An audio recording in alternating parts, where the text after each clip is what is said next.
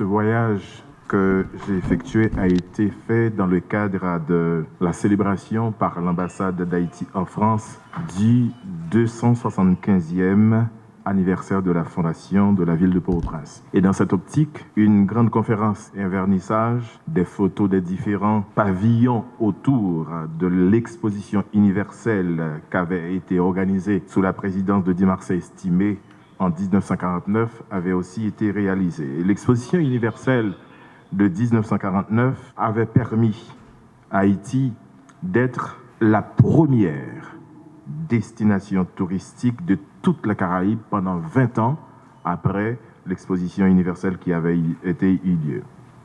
Depuis 23 novembre, Haïti a lancé à travers notre ambassadeur Josué Pierre Daromé le projet Haïti Émergence 2049 dans le but de rééditer l'exposition de Di Marsay-Estimé à l'occasion du tricentenaire de la fondation de la ville de Port-au-Prince. Le président Estimé avait un temps de préparation, comme je l'ai dit tantôt, relativement courte, c'est-à-dire de 2 ans seulement. Pourtant, il l'avait fait. Nous avons 25 ans devant nous à partir d'aujourd'hui pour le refaire et permettre à notre nation de reprendre son leadership dans le domaine touristique au niveau de la Caraïbe et aussi pour être dans le concert des nations.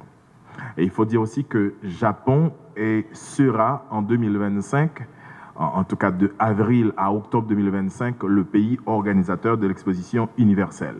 Et beaucoup de préparations sont en cours pour ce grand événement.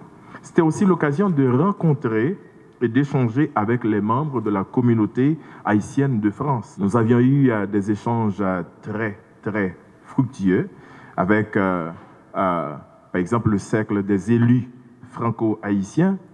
Et on a rencontré aussi des associations de la société civile, comme des associations de pasteurs, des entrepreneurs haïtiens, des intellectuels haïtiens, pour ne citer que cela. Quelque chose qu'il faut remarquer, que ce soit donc en France, aux États-Unis, au Canada, et partout où peuvent être nos compatriotes, nous sommes convaincus, de par nos échanges et des constats aussi que nous avons faits, que premièrement, la diaspora haïtienne est très, très active.